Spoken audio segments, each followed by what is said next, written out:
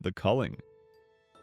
The leaders on the Ark in Season 1 were absolutely panicking because they thought they were running out of air. So, what brilliant idea did they come up with? A culling, which is just a fancy, awful word for choosing 320 folks to basically off themselves to save oxygen. 320 innocent people stepped up to die, believing it was the only way for the rest to survive. But here's the kicker, and the ultimate blunder. They did this just days, maybe even less than a week, before they found out the 100 delinquents they'd shipped to Earth were actually surviving. If they had just held their horses for a few more rotations, those 320 people would have lived. They died for absolutely nothing.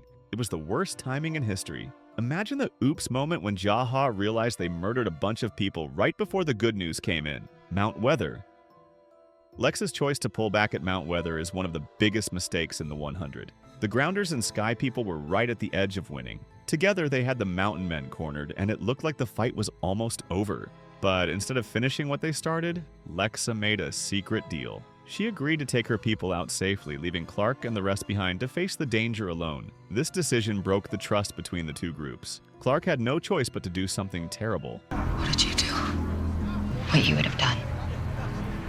Save my people. She flooded the mountain with radiation, killing everyone inside, even the innocent people who had helped her. That moment haunted her for the rest of the series. If Lexa had stayed and fought, the Mountain Men could have been defeated without such a tragic ending. Instead, her retreat left Clark carrying the weight of genocide and destroyed the bond they had worked so hard to build. The key. Man, Season 3 of The 100 gets wild with this AI called ALIE running the show, promising a pain-free paradise in the City of Light. But the group totally messes up by not seeing the danger right away. Jasper's all broken up over losing Maya, and he's tempted by the key, that little chip that wipes out bad feelings. At first he holds off, but the real dumb move is everyone treating it like some goofy cult thing. They don't lock down Raven when she starts acting weird after taking it for her leg pain. Time to get back to work, Raven.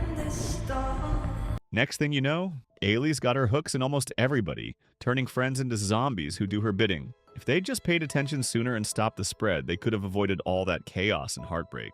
What a silly oversight that let the bad guy win big time. Live and learn, right? Pike Massacre.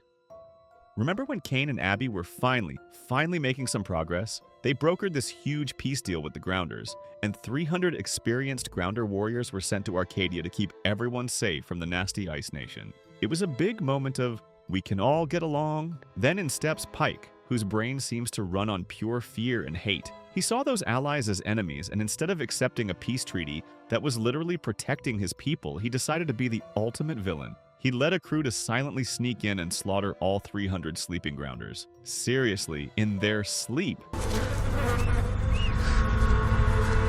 It was a cold-blooded sneak attack that wiped out their defense force and spat right in the face of the Alliance. This was a total act of self-destruction. Pike basically took a perfect peace opportunity and smashed it with a hammer, guaranteeing all-out war. It was absolutely the most backwards, self-sabotaging thing they could have done. Bellamy.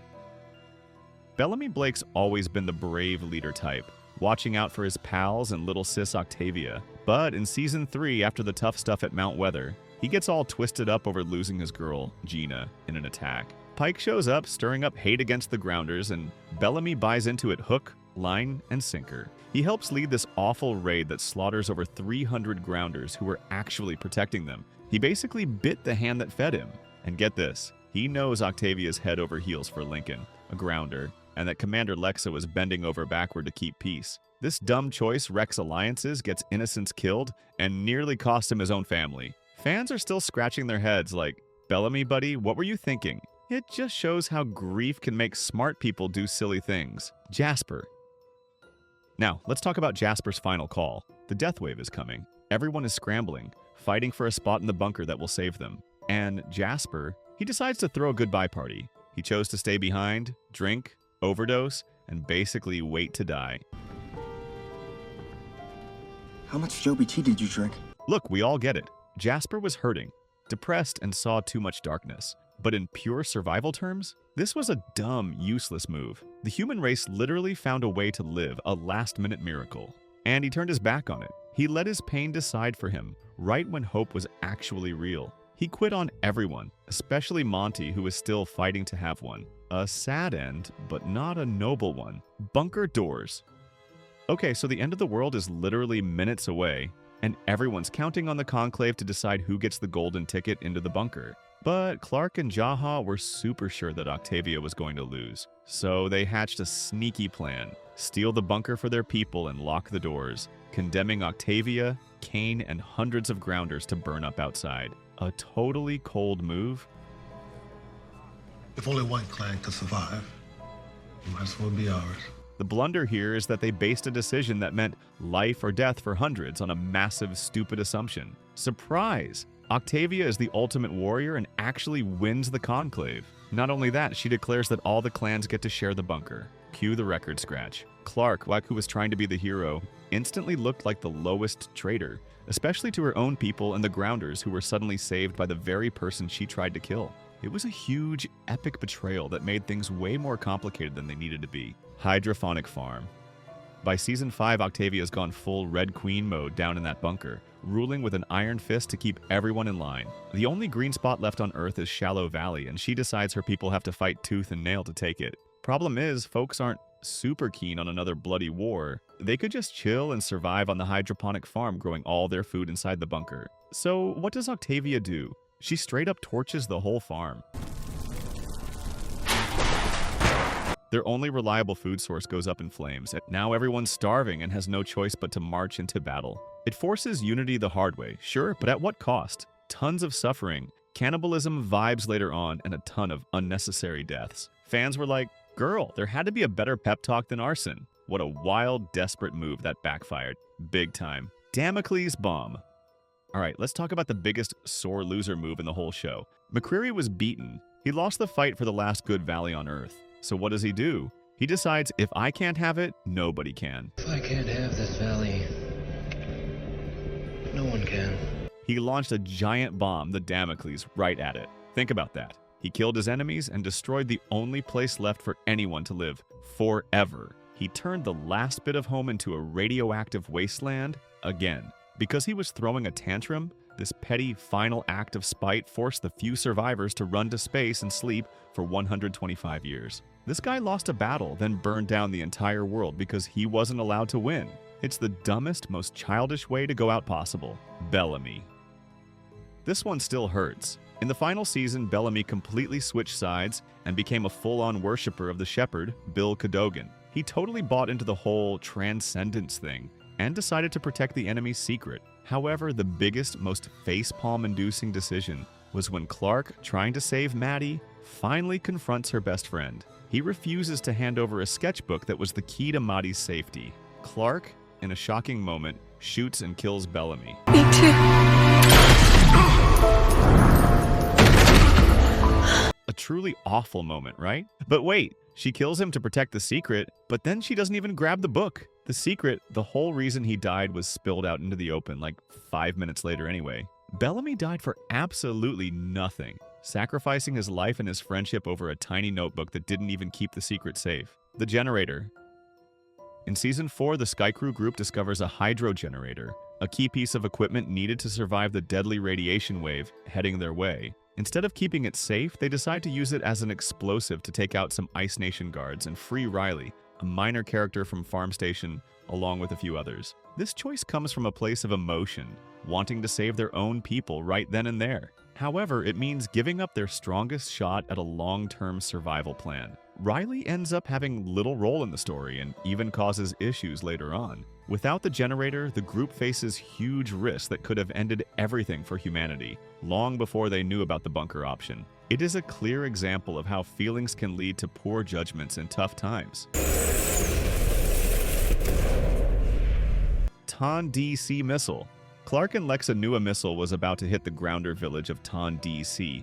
They had time to warn everyone and get them out, but they didn't. Why? To protect their secret spy, Bellamy, inside Mount Weather. They figured if they evacuated the village, the enemy would know they were warned and would suspect a traitor. So they let it happen. They sat there and let hundreds of their own allies die, people who trusted them, just to keep their advantage.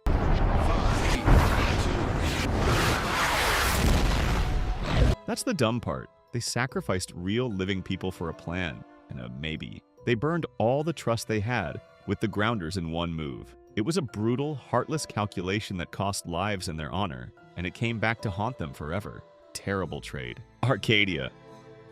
Season 4 was all about surviving the second apocalypse Premphia and everyone scrambling for shelter. Then we have Ilion, a grounder whose family got messed up by the AIALIE. He hated technology so much that he saw Arcadia, the old Ark ship, as the root of all evil. So, in a totally self-destructive act of revenge, he sneaks in and blows up the entire ship.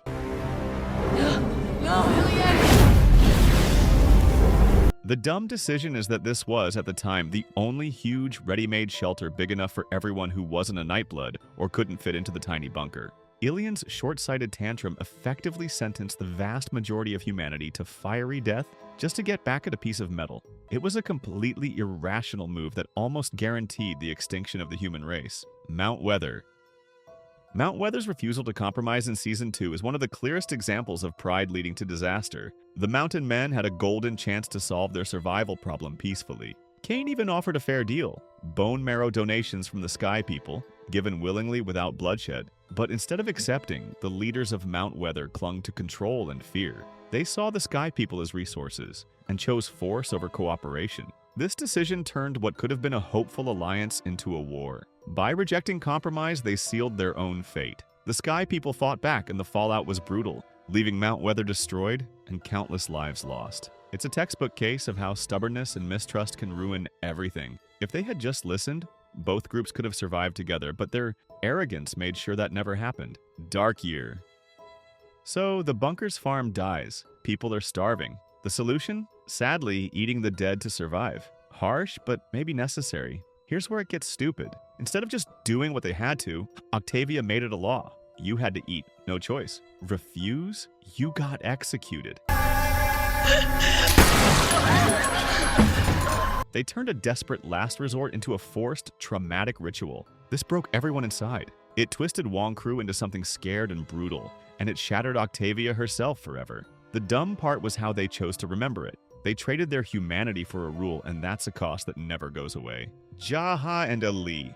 After a super long, hard journey looking for the mythical City of Light, Jaha finally comes back to Arcadia with a backpack full of these little chips. He thought he was bringing salvation, but he was actually bringing the digital equivalent of a monster.